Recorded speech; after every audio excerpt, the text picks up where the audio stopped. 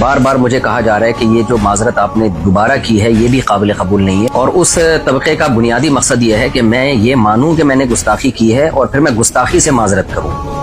جو غلطی مجھ سے ہوئی ہے اس پہ میں بار بار معذرت کر چکا ہوں، لیکن وہ طبقہ مسلسل دھمکیاں دے رہا ہے میرے واٹس ایپ پہ، قتل کی دھمکیاں، گستاخ اور جو فحش گالیاں دی جا رہی ہیں، سب کے نمبر بھی میں سیو کر رہا ہوں۔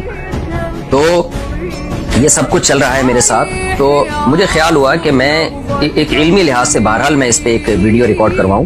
گستاخی کا الزام لگانا یہ بدکاری اور زنا کے الزام سے زیادہ بدتر الزام ہے۔ قتل کی دھمکیاں، گستاخ اور جو فحش گالیاں دی جا رہی ہیں۔ موت زندگی اللہ کے ہاتھ میں ہے، جو رات قبر میں گزرنی ہے وہ قبر میں گزرے گی، جو زمین پہ گزرنی ہے وہ زمین پہ گزرے گی۔ لیکن ایسا نہ ہو کہ کچھ مذہبی متشدد قسم کے اسکالر آپ سے وہ کام کروائیں جس پہ قیامت کے دن نبی صلی اللہ علیہ وسلم آپ سے اپنا چہرہ پھیر لیں، اور آپ شو تو یہ کر رہے ہو میں نے نبی کے نام پہ یہ کام کیا ہے، لیکن نبی صلی اللہ علیہ وسلم اس شدت پسندی سے کبھی بھی خوش نہیں ہو سکتے۔ اور اگر پھر بھی آپ یہ سمجھتے ہیں کہ یہ گستاخی ہے معاذ اللہ، تو پھر میں آپ کے سامنے کچھ بریلویوں کے چوٹی کے علماء کے حوالے پیش کرتا ہوں مختصر۔ تو جو فتویٰ پھر آپ نے مجھ پہ لگایا ہے ان پہ بھی لگایا، میں مانتا ہوں سارے بریلوی ایسا نہیں کرتے ہیں، ایک مخصوص طبقے کے مخصوص افراد ہیں جنہوں نے ایک پروپیگنڈا کھڑا کیا ہوا ہے اور سادہ لوگ عوام کو برگلا رہے ہیں کہ یہ واجب القتل ہے اور گستاخ ہے وغیرہ وغیرہ۔ الرحمن الرحیم۔ جب میری نظروں سے یہ ویڈیو گزری کہ مفتی طارق مسعود کو کسی نے یہ دھمکیاں دی ہیں، کیونکہ آپ سب نے ویڈیو یہ سن بھی لی ہوگی کہ فلاں شخص نے کہا کہ اس کا سر لے کر آؤ۔ ہمارے ہاں سر کی قیمت بڑی سستی ہو گئی ہے۔ مفتی طارق مسعود نے جو غلطیاں کی ہیں اس کی معافی کس طریقے سے ہے یہ فیصلہ تو علماء نے کرنا ہے نا۔ تو عام شخص بھی اگر یہ اٹھ کر کھڑا ہو کر کسی بھی جگہ سے یہ کہے کہ اس کو قتل کر دو، کیا یہ واجب القتل والی غلطی ہے یا نہیں ہے یہ فیصلہ تو علماء نے کرنا ہے۔ اور میں نے اپنی ایک ویڈیو میں کہا تھا کہ جو طارق مسعود نے غلطی کی ہے اس میں مفتی تقی عثمانی صاحب اور مفتی منیب الرحمان صاحب اور اہل تشیعوں سے بھی ایک عالم کو لیا جائے جو شر پسند نہ ہو، اور ایک عالم لیا جائے جیسے احتشام علی ظہیر، ایسے جو عالم ہیں جن کو پتہ ہے کہ قوانین کیا ہیں اسلام کے اور کون سی حد کیسے لگتی ہے، اور پھر اس کے بعد اگر اس کی غلطی ہے اس حد تک ہے کہ اس پر دفع لگے، تو پھر کوئی بھی شخص اپنی طرف سے قتل بھی نہیں کر سکتا۔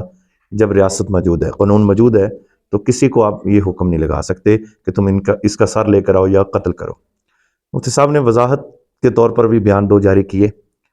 تو لیکن میں ہر بیان میں یہی کہوں گا کہ مفتی صاحب کو بڑے علماء کے سامنے پیش ہونا چاہیے اور پوچھنا چاہیے اگر میری غلطی اس سزا کے لائق پہ ہے اور میری توبہ کیسے ہو سکتی ہے۔ دنیا میں توبہ بہتر ہے آخرت میں ذلت اور رسوائی سے۔ جو قتل کرنے والے ہیں، میں 2 حدیثیں آپ کے سامنے رکھتا ہوں جو قتل کا حکم دیتے ہیں۔ نبی کریم صلی اللہ علیہ وآلہ وسلم سے ایک روایت ہے کہ آگ کو 70 حصوں میں تقسیم کیا جائے، اس میں سے 69 قتل کا حکم دینے والے کو آگ کے 70 حصے میں سے، اور 1 حصہ قاتل کو، جس نے قتل کیا ہے اس کو 1 حصہ سزا، اور 69 جو قتل کا حکم دیتا ہے اس کو سزا ملے گی۔ دوسری روایت جو میری نظروں سے گزری ہے حضرت ابو دردہ سے ہے کہ نبی کریم صلی اللہ علیہ وآلہ وسلم فرماتے ہیں کہ قاتل گزرے گا تو مقتول اس کو پکڑ لے گا، اللہ کی بارگاہ میں پیش کرے گا، تو وہ شخص جس نے قتل کیا ہوگا وہ کہے گا مالک مجھے تو فلاں شخص نے حکم دیا تھا قتل کرنے کا، تو اللہ فرمائے گا قاتل کو اور جو حکم دینے والا ہے ان دونوں کو جہنم میں لے جاؤ، ان کے لیے آگ ہے، ان کے لیے عذاب ہے۔ اب کسی بھی چیز پر حد لگانے سے پہلے میں ہمیشہ یہ کہتا ہوں پاکستان کا آرٹیکل موجود ہے، قانون کے مطابق ہم پاکستان سے باہر نہیں ہیں، عدالتیں موجود ہیں، اگر ان پر کوئی حد لگتی ہے تو عدالت لگائے، کٹہرے میں آنا چاہیے تاکہ کوئی بندہ ایسی غلطی بعد میں نہ کرے۔ تو یہ ڈیسائیڈ علماء نے کرنا ہے کہ کیا یہ غلطی ہے یا گستاخی ہے۔ عام بندوں کے سامنے جب تم ایسا کہو گے تو پتہ ہی نہیں ہے کہ یہ غلطی ہوئی ہے یا گستاخی ہے، تو وہ تو خود کہہ رہا ہے کہ میں نے غلطی کی ہے، میں نے گستاخی نہیں کی۔ پھر اس کی بندے کی زندگی جو ہے وہ ہمارے سامنے ہے، ساری زندگی اس شخص کی کہ اس نے 20 سے زیادہ سال تدریس کی ہے، کسی بھی مسلک کے ساتھ اس کا تعلق ہے، اس سے ہمیں کوئی لینا دینا نہیں ہے۔ اگر اس نے تدریس کے درمیان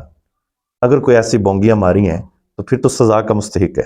ورنہ علماء ہی فیصلہ کریں گے، میں اور آپ فیصلہ نہیں کر سکتے کہ یہ غلطی ہے یا یہ کفریہ کلمات ہیں یا اس نے یہ خطا کی ہے، تو اس پر کون سی حد لگتی ہے اور اس کو سزا کیا ہونی چاہیے۔ ہر بندہ قاضی نہ بن جائے۔